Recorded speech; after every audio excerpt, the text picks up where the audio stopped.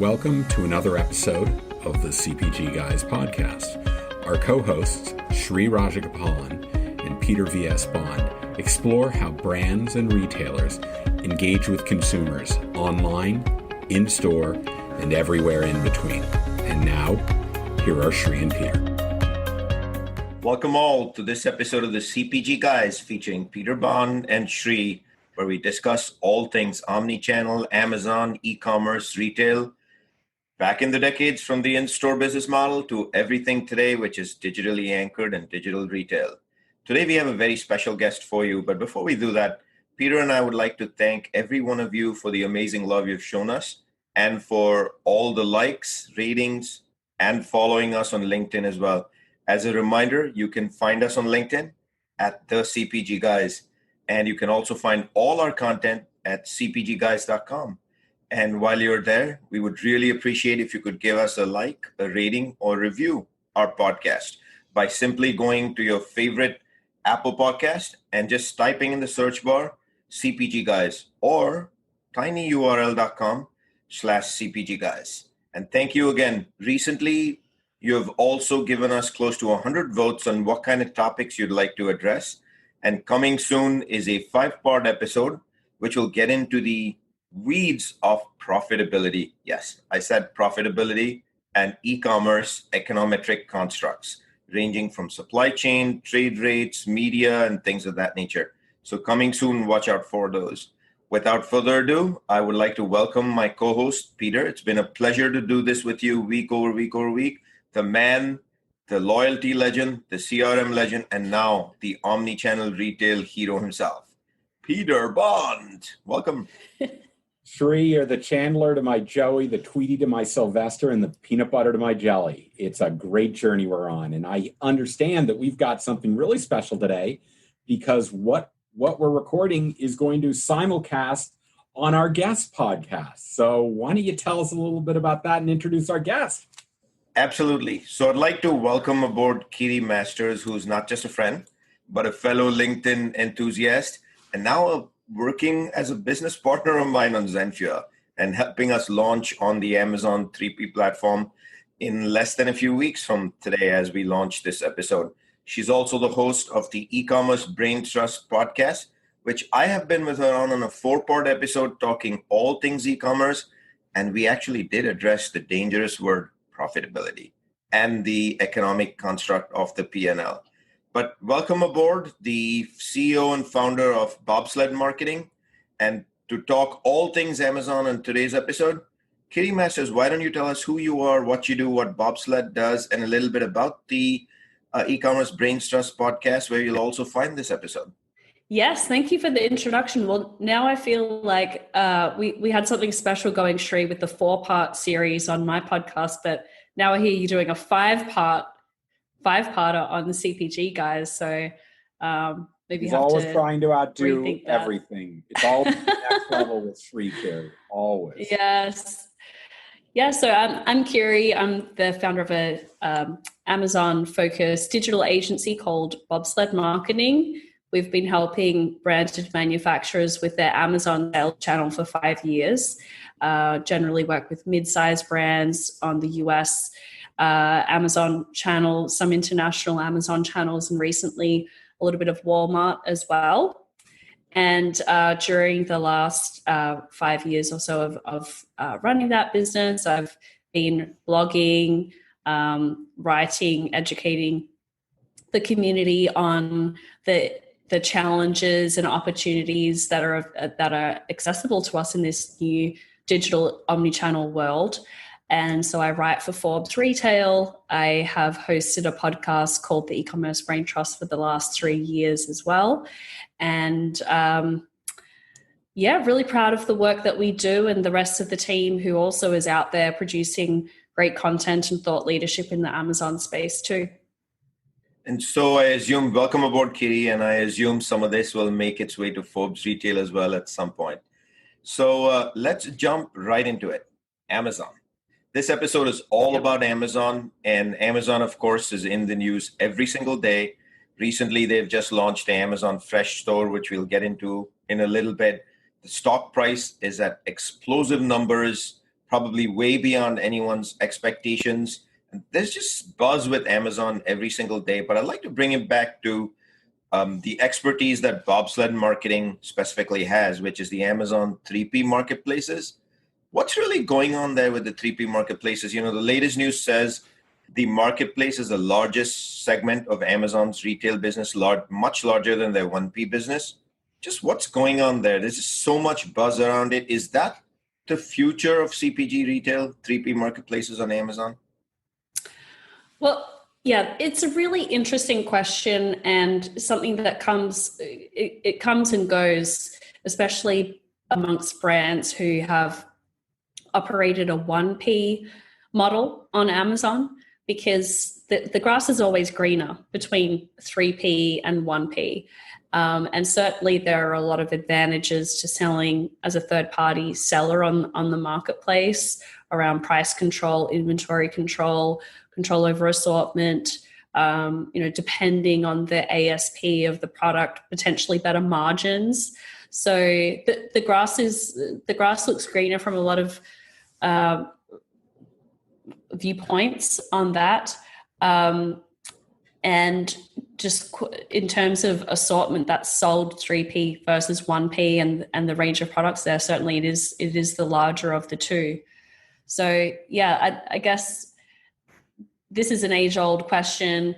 There's been rumblings over the last year and a half about Amazon potentially rationalizing Seller Central and Vendor Central and bringing them together and getting rid of Vendor Central and maybe just having, the top tier of vendors on Vendor Central, and nothing's really come of it. And those rumors, at least from my perspective, have kind of died off a little bit. So really it's a case-by-case basis which channel is the superior option for a brand, but certainly the marketplace is a lot larger in terms of assortment and GMV than the 1P side of the house.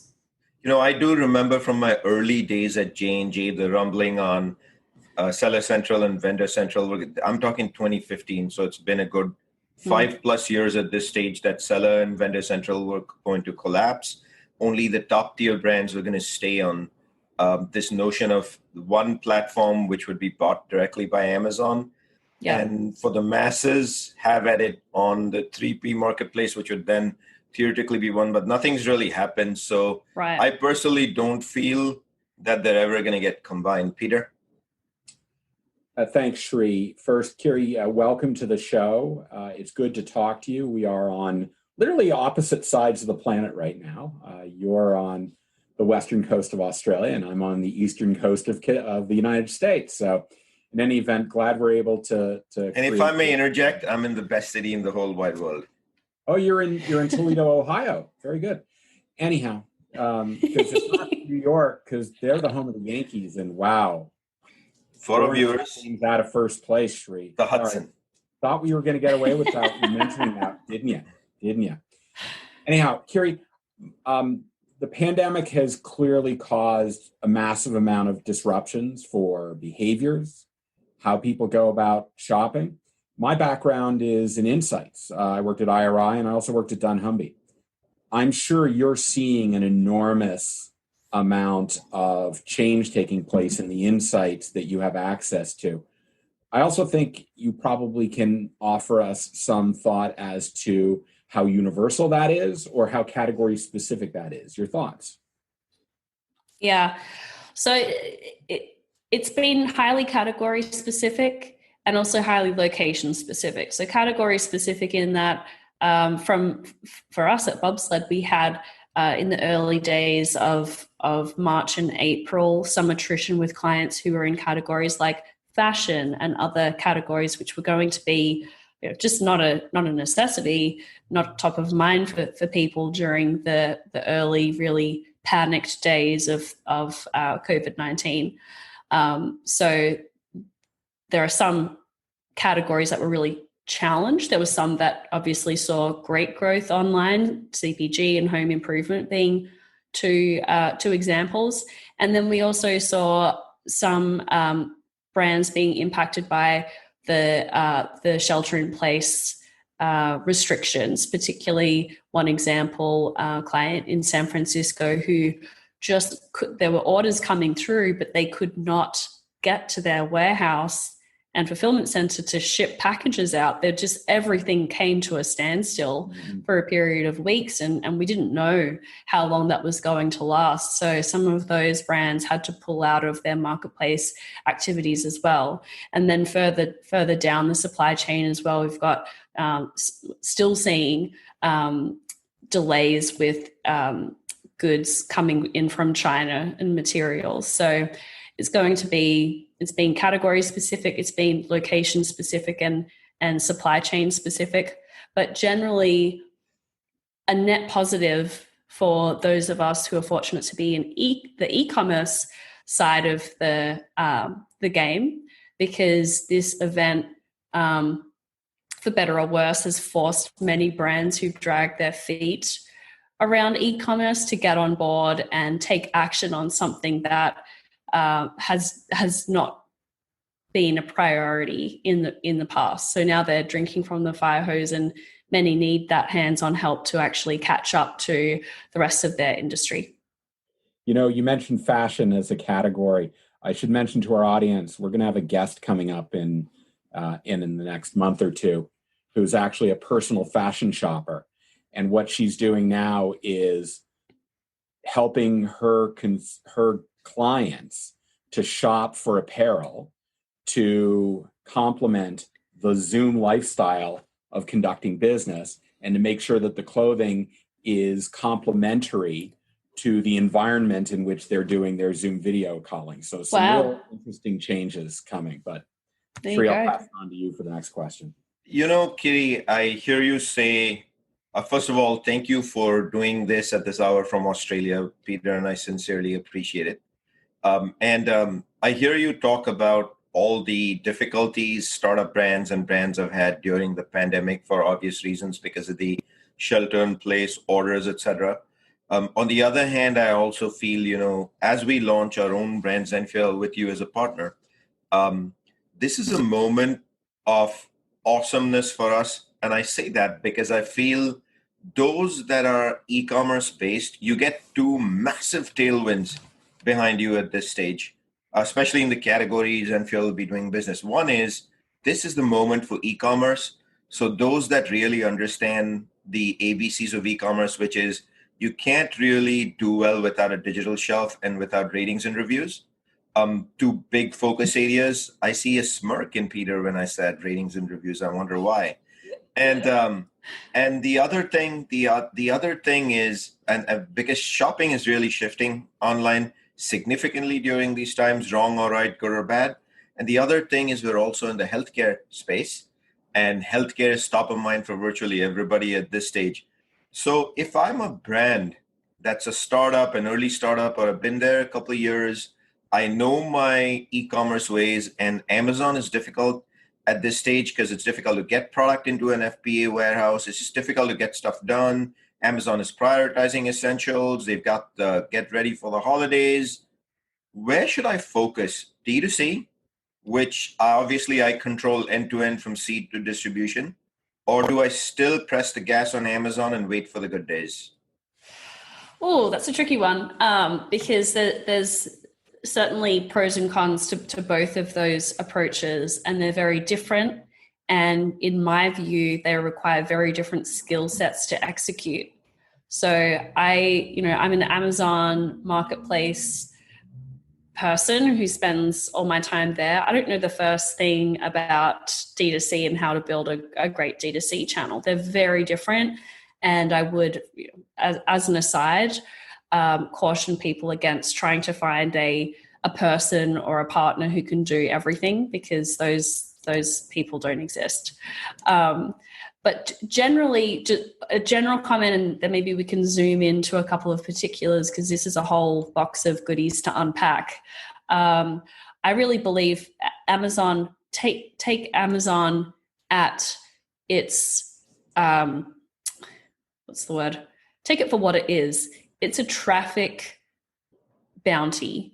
There's so many people shopping on Amazon, browsing on Amazon, starting their product searches there. So if someone is looking for a plant-based coffee creamer, then 1 out of 2 times they're going to be putting that search in on Amazon versus Google. I wonder who's making those. I wonder who's making those. Have you got any recommendations? I'm always looking for a good one. Check back on October 6th with ZenFuel. All right. Call to action. So that's why you would invest in Amazon, because that's where searches are happening. That's where research is happening. That's where transactions are occurring. And if you have a brand that is less well known, that is a startup, then you're going to have some degree of credibility by selling on Amazon and having that Prime badge. People might be a little bit more willing to take a chance on trialing your product because they know that it's going to arrive, their credit card's not going to get hacked, and there's not going to be any funny business going on. So I'm going to be more willing to try something from Amazon with that Prime shipping credibility. So that's why you'd want to sell on Amazon. What the downside of Amazon and the upside of D2C is building the customer relationship and data set, and having that one-to-one communication and relationship with the customer, learning about who they are, what they like, having the ability to retarget to them and remarket to them, get their email address and build that relationship. That's not possible with Amazon. So they're they're polar opposites in many ways, and you need to take each one for what it is and not be frustrated because you can't get customer level data on Amazon. That's not what it's there for. So Kiri, I can't believe that Shri is actually allowing me to ask this question because it's his favorite topic. But let's talk about media and search on Amazon. Are they the same? What are the differences? And should people just be doubling down on Amazon's media services rather than worrying about anything else they can do? Well, I'll make a generalization, which is AMS or search, pay-per-click or search advertising on Amazon is more of a bottom of funnel advertising activity, and programmatic or media or Amazon DSP is more top of funnel. And that's a big generalization because there are certain types of campaigns and strategies that bleed across both of those. But that's, to paint a general picture, that is the landscape that we're looking at. So in terms of where do you spend money, I would say, first of all, if you're not running any direct response pay-per-click search campaigns, then the media campaigns are a bit of a waste because you're going to have a leaky funnel at the bottom. And then the second question I would ask is, what is the goal? Is the goal profitability across the assortment or on a unit level, or is the goal market share and growth?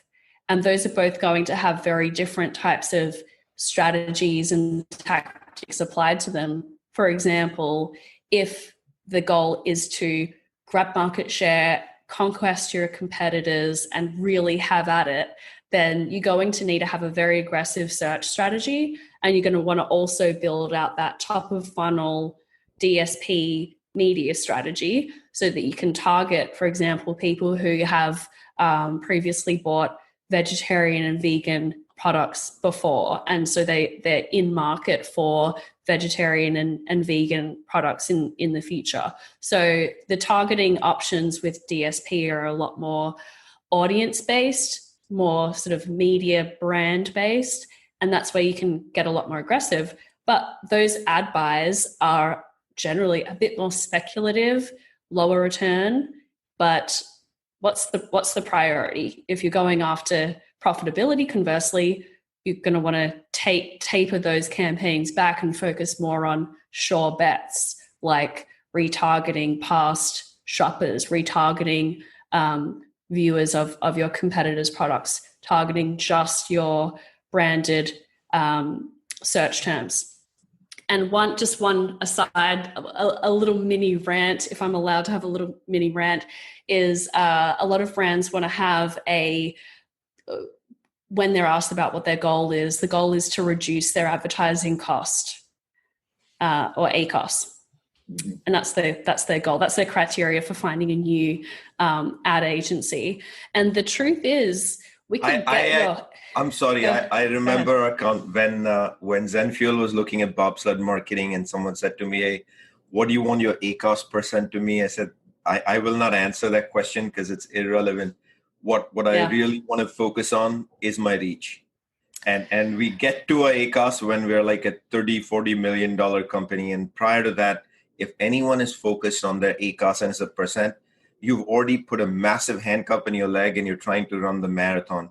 And 100%. It makes no sense at all. I do not understand for the life of me, having come, even for large brands that are trying to get very proficient with the digital journey. I'm sorry, Peter did mention this is my favorite topic. I really find it bizarre that CMOs have discussions with me. You have to manage Amazon to 21% of ACOS because why? Because my very large agency, blah, blah, blah, said so. Why did they say so? Because that's all the marketing mix can do. And we really transferred a little bit out of TV or Google into Amazon. So that's what you get to play with. It makes no sense at all. Sorry. Yep. No, it's called a double rant. It's called a double rant. All right. We're just stacking on now. So that's it 100%. And sadly, that is the one metric that gets sort of promoted the most by Amazon is advertising cost of sales. And it's not the only thing to look at. So if you want a really low advertising cost of sales and that's your benchmark, then you just bid on long tail branded search terms and you're going to get that low advertising cost of sales, but you're not going to reach anyone new that is not searching for your product already. So just be careful of what you wish for with those kind of advertising metrics because you could be limiting your potential there. So rant over. I'll also say good luck getting exponential growth because if you're bidding on the long tail keywords at 2 a.m. in the morning, your reach is going to be so tiny, you're going to grow like, I'm totally making this up, but as an example, 5% year over year for brands that's a goal, so be it. But if you really want to grow on Amazon, you, in your KPIs on day one, ACOS should not even make the KPI book. And as CPG practitioners, we usually have a book of 10 pages with KPIs. And on the marketing KPIs, ACOS, I'm sorry, makes no sense.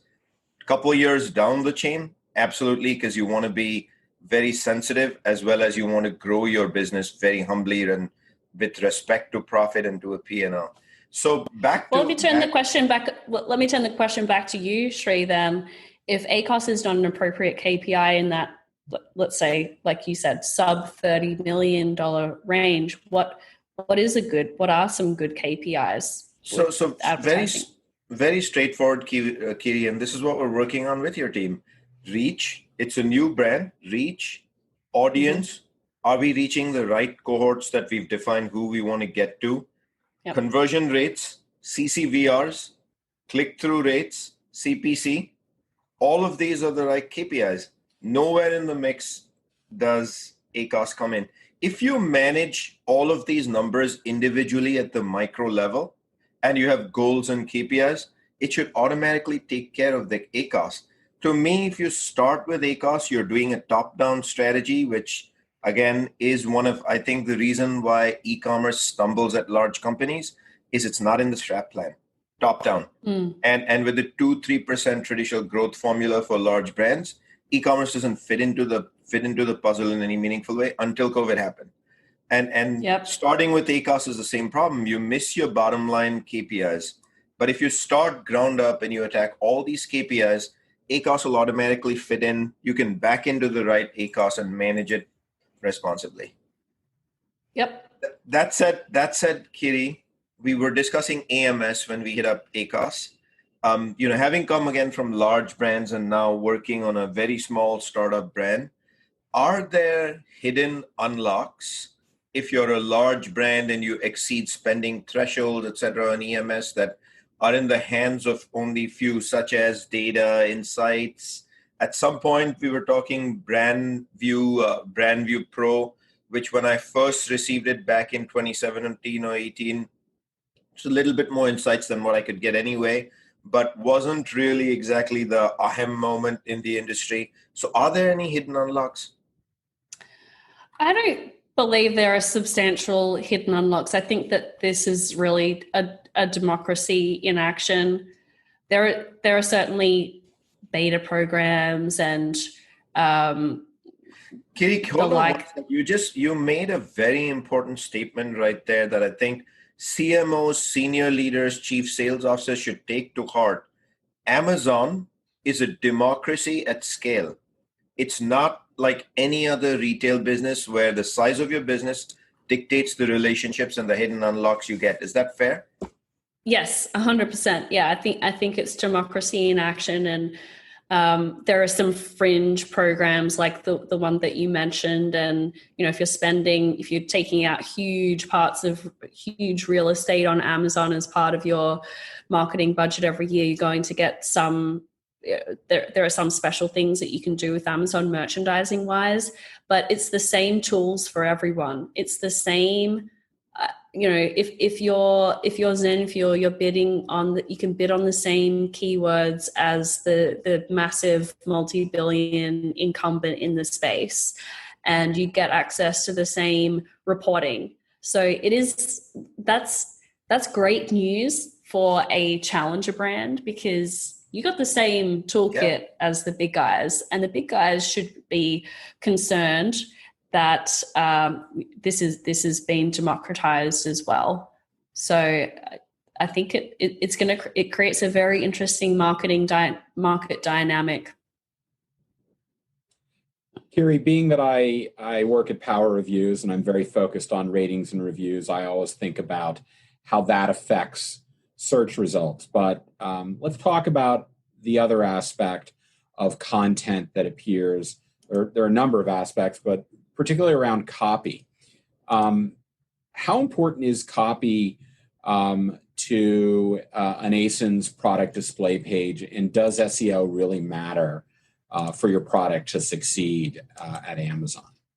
Oh yeah, it's such a great point, and this is really foundational. So Amazon, like I mentioned a little earlier, Amazon is a search engine. There are hundreds of millions of SKUs on Amazon.com alone. And Amazon needs a way to arrange those search results when people are making search queries, which is the way that most people shop on Amazon. They're not going into categories and browsing around and, getting inspired through content or anything like that. They're searching for specific problems or products or brands. They're searching using keywords. And so that's why SEO is critical on Amazon. You need to know what are the keywords that people are using to search for your product and competitors' products.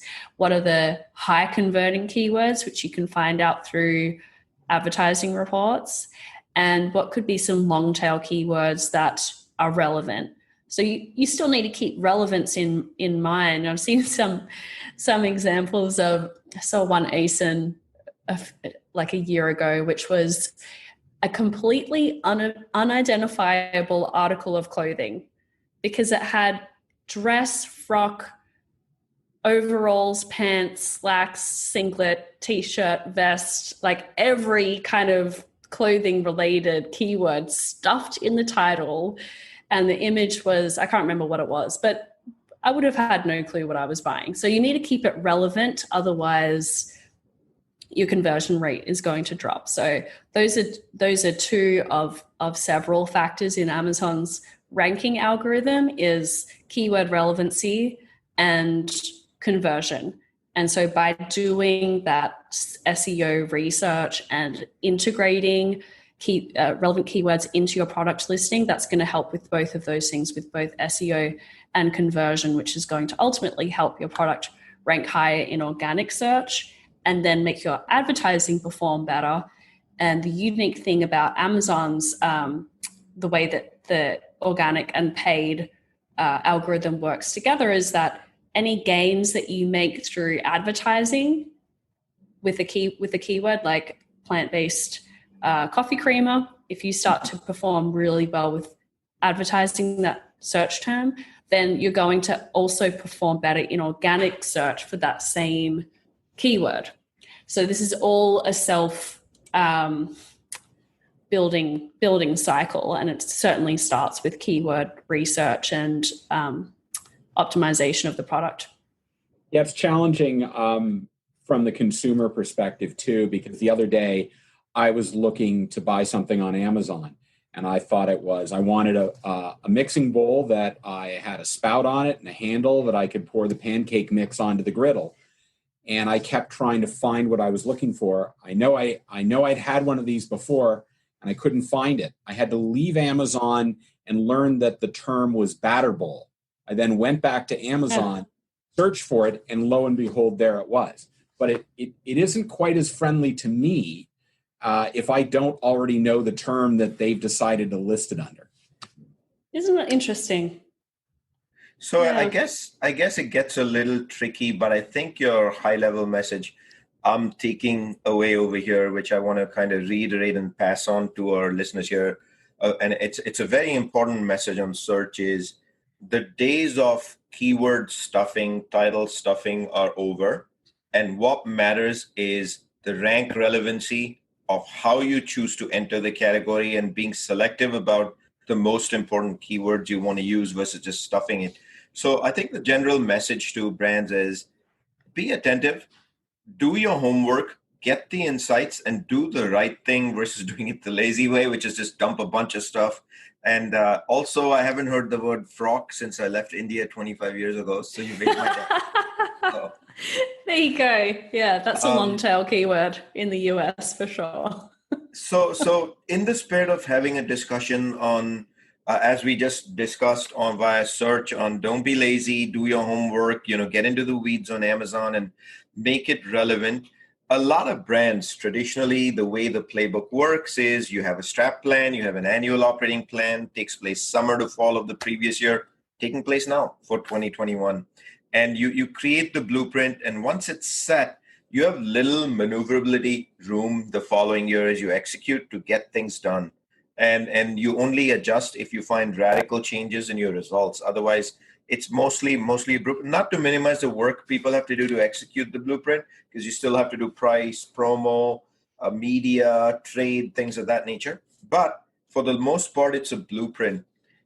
Can you win on Amazon by being very strategic about setting a course and just playing to it? Or is it an everyday hack where you wake up every morning, you look at the numbers, and you course correct your strategy every day, once a week, every 2 weeks, whatever that magic number is? Or is it merely the play of once I've got a strategy, I'm done, and then I just play to the blueprint? Yeah, I don't think it's either, in honesty. I think that, of course, you need to set a goal and you need to have a way of measuring if you're getting there and if you're making progress, and if what you're achieving on the Amazon channel, how that fits into the rest of the business. And to the subject that you're going to be discussing in detail on this show later on, big question around profitability. For many brands, Amazon is challenging to get profitable. So setting Amazon up as a channel within the context of the wider business and making sure that collectively everything makes sense, that's really important. Otherwise, you're going to find yourself underwater within the next 12 months.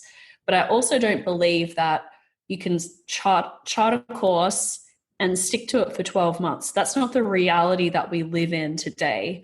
And you need to respond to some of these newer programs and experiments that Amazon is running and react to those selectively in order to stay ahead. So a couple of programs that I think are underutilized, which are free and provide traffic, especially to smaller brands, is Amazon Posts, which is sort of like an Instagram style feed. And we've seen some really interesting results from that. And guess what? They show up on your competitors' product pages as well. So you should get on that. But it requires a bit of elbow grease. You're going to need to put some content out there and think about what you're going to do there. That's something that gets launched overnight at Amazon. And the other one is live video as well, live streaming. So if you're a smaller challenger brand, you're going to be able to get someone in a studio doing something kind of interesting with an unboxing video or a product demonstration of a beauty product or a cooking demonstration. That's going to be a lot easier for you to react to on the fly and put something interesting together versus a huge brand that set their strategy. No, if we're going to shoot a video, we need a whole studio and crew and everything like that. So I think depending on what your strengths are as a company, you need to carve out some flexibility to react to opportunities like that, because the early bird gets the worm with those kind of programs. What I hear you saying, Kiri, is that to succeed at Amazon, you both have to be a long-term institutional investor and a day trader. And if you try to do one or the other, and an Instagram influencer, yes. This is the modern world we live in, guys. Yeah. So Kiri, I think you're up to the challenge, both of you. I could see, Peter, you getting your batter. What is it? A batter jug? Batter bowl out and showing us some tricks in the kitchen. Oh, my misspent youth, Kiri, was not hanging around with miscreants roaming the streets of Manhattan. It was actually doing en place in some of the best restaurants in the city. Really? So chefs would teach me a particular gastronomical technique. So yes, that is actually my real passion. But in any event, that's what Canadians do for their pastime. They cook. One of my friends, you're the CPG guys. You could be the cupcake, pancake, and some dessert starting with G, gelatin. Guys. One of my friends once asked me, Peter, you so love the restaurant business. Why aren't you in it? And I said, do you know how you make a small fortune in the restaurant business? You start with a big fortune. Spend most of it. All right, so let's get back to Amazon. Maybe we can make CPG guys cookies like Shop Talk. I think we could. And then we can creep everybody out when they have to eat us. Yeah. Okay, we're going to move on from this. Kiri, Q4 is something that everybody's talking about when it comes to Amazon, particularly with a lot of trepidation, because all of a sudden we've now got likely Prime Day jammed into that, butting up against Thanksgiving, Black Friday, Cyber Monday, what have you. What are you doing to advise your clients on how to approach Q4? This is going to be the hardest Q4 to plan for by a long shot. So I think the first thing I'll say is prepare to be wrong. Prepare to be over inventoried or under inventoried. Do your best to take whatever data points are going to give you an indication, but this is going to be so difficult to plan for. So the first thing is deciding whether you're going to play or not with Prime Day. And I've spoken with brands on either side of the aisle. Some are just going to bypass it this year because they're not going to be able to turn quickly enough, and they just know their limits. And some also think that they're already set up for a huge Q4 anyway. And then other brands are making hay while the sun shines. So I wrote an article for Forbes about this Kiri, a couple weeks ago. I'm sorry, Kiri. The whole notion of I'm going to miss Prime Day is like Frito-Lay saying I'm not really going to put displays out for Super Bowl. It makes no sense at all. If you're competing in the CPG landscape and you're not showing up on Prime Day, especially if you're a mega size brand, this is the year that you need to show up on Prime Day. So if you're not, good luck. Yeah, I agree with you. And I think in certain categories, it's essential. So I spoke with Nativa, they make plant-based oils, like coconut oil is one of their biggest products. And wouldn't you know it, during Thanksgiving and Christmas, sales of their healthy plant-based oils go down. No one's interested in health foods over that period. So they're going all in on Prime Day because this is their last shot in Q4, which is typically a slower period for them. But I think, Prime Day during the summer months was a huge boost for summer-related items, sandals and sunscreen, right? And if you're in a summer-only category, there's not much point running a big Prime Day promotion so late in the piece when you've already sold through your inventory for that year anyway. So I think that it's case by case.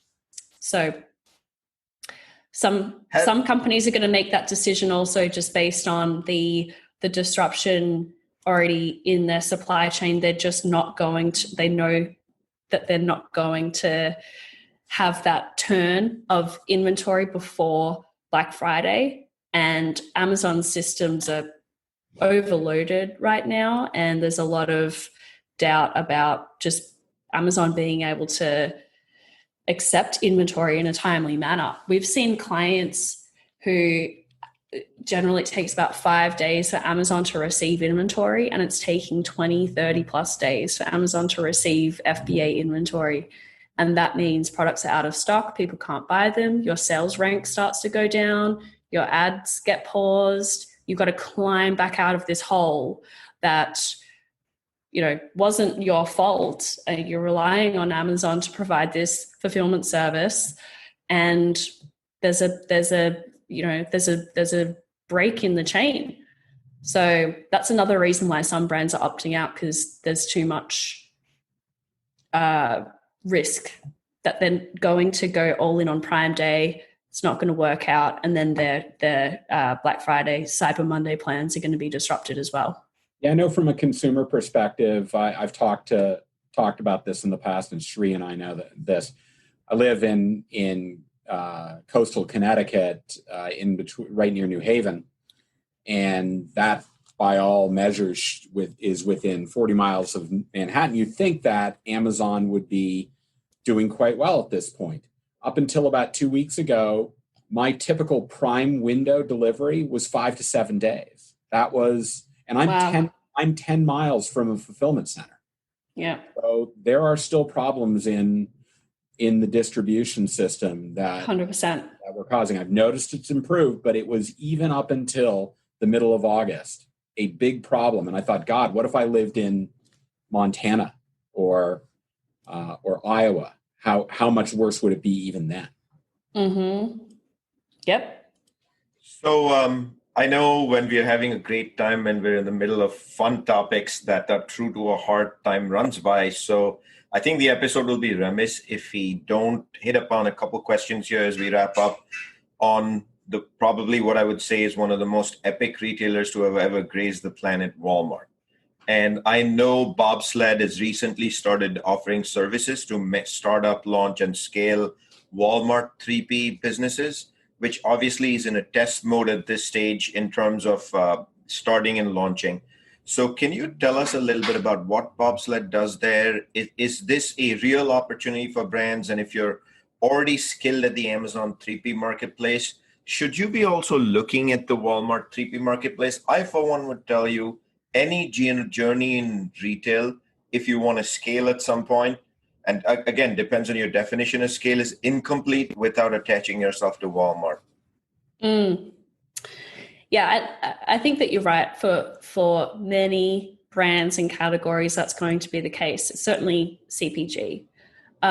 There's some brands and categories where it doesn't. Walmart makes less sense even than Amazon, because they're in more of a niche category, or it's more of a premium, high-priced product, like a apparel product or something like that, and it makes less sense for that brand, like a prestige, like leather goods company or something like that. So there are going to be exceptions, but generally, yes, I mean, you want to be where the shoppers are, and certainly in the CPG space, Walmart's made great strides with, if you just look at a metric like app downloads.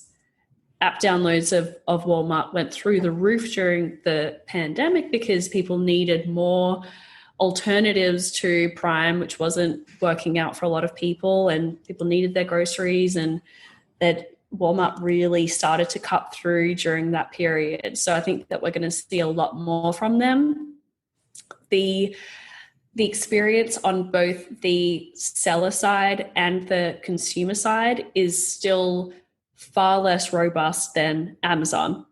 So that's one challenge that brands have, is we're still, even though this is totally ironic that Walmart is the challenger retailer in this scenario, but they're the challenger, and a lot of brands want to get behind the challenger because they're frustrated with Amazon for various reasons.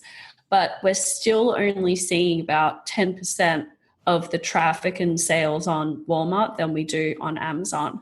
So you've got to really ask yourself as a company, what is that 10% worth to us? And if you're a multi-billion-dollar company, 10% is huge, and you're going to want to jump in right away and make that work for you.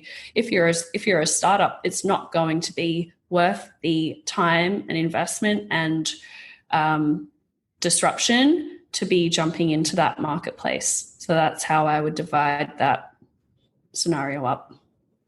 So I get the last question, and we'll continue on the Walmart theme. And I'll just make a comment before that to say, yeah, again, with this whole issue of Prime in the delivery window, in my personal case, it forced me to go look at alternatives. And I found that in one of my products, in one case, Walmart was the perfect alternative, and they were able to deliver in 2 days.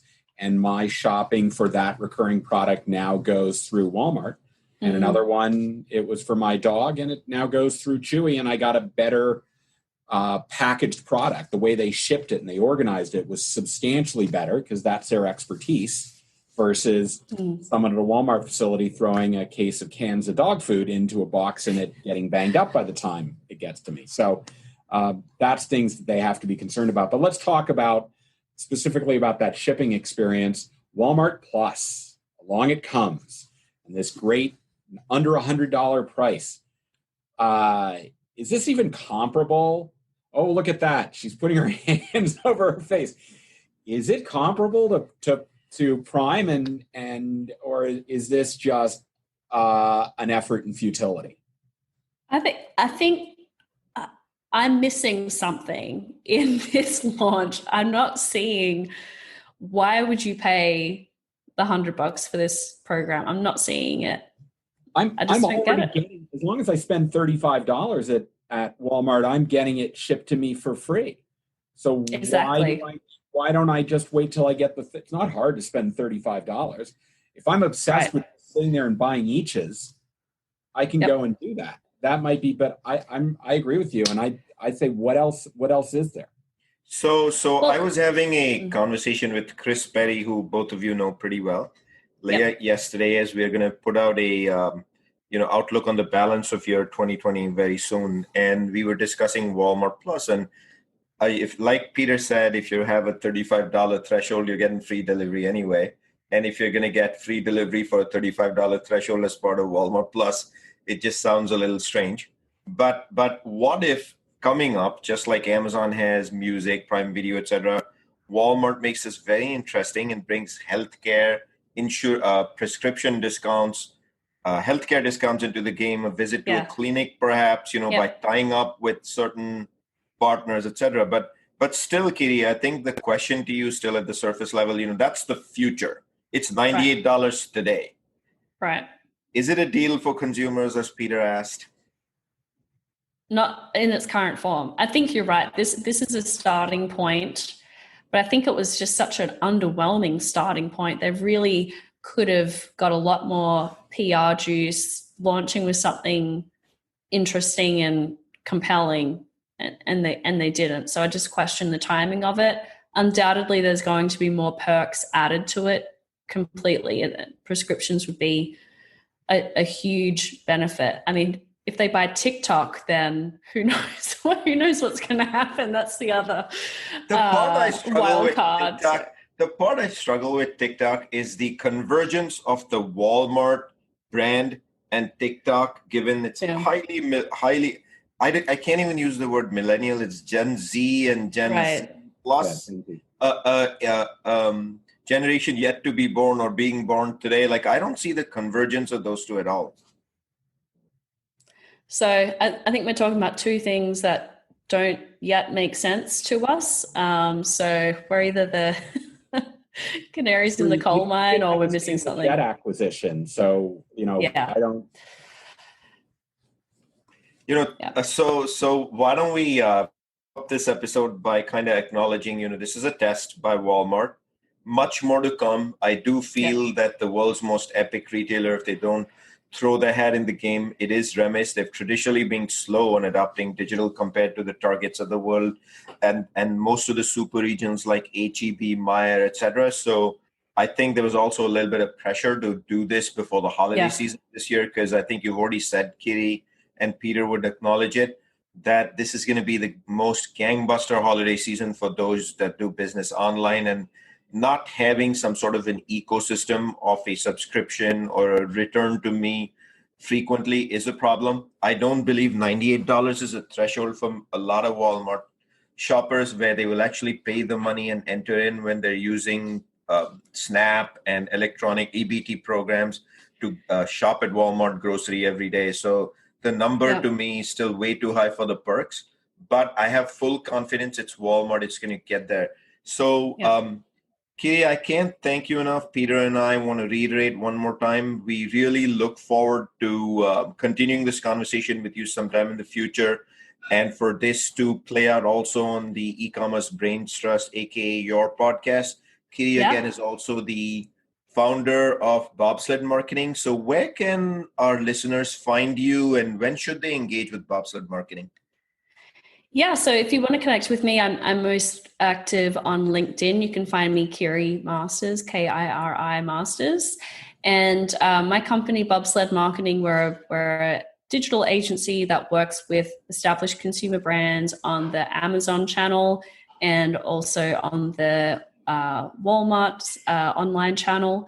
So reach out to us if you have a need for some support managing operations, marketing, or advertising on either of those channels. And you can find us at bobsledmarketing.com. Peter, always a pleasure to have you on the show and have these discussions with you. And I want to remind everyone that Peter and I, when we started this back in March, we did this just because we wanted to have a little bit of fun and start talking about CPG. And here we are, Peter. Shri, it's been a great journey. I'd like to remind everybody that we have curated a list of fascinating podcasts, one of which is E-commerce Brain Trust. We put it all onto an interactive PDF form that you can find at cpgguys.com. If you download it and you click on the tile of the particular podcast, it'll take you right to their Apple Podcast page where you can subscribe to it.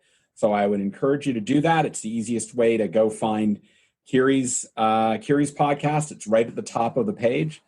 E-commerce Brain Trust. It is one of my favorites. Kiri, thanks so much. It's really a pleasure to be able to do this in person with you today. Thank you, guys. Thank you, Kiri. And for our audience, we want to remind everybody that you can catch all our content on cpgguys.com. You can also listen to all our podcasts if you're the Apple Podcast person by opening up your Apple Podcast and simply typing in the search bar CPG Guys, or also via tinyurl.com/Apple CPG Podcast.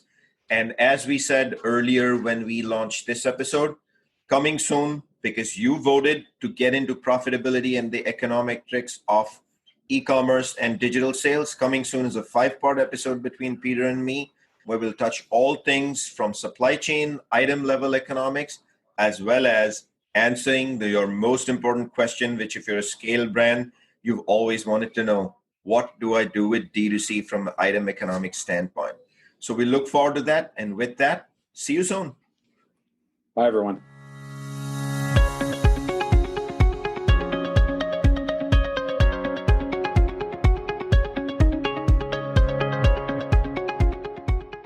The content in this podcast episode is provided for general informational purposes only.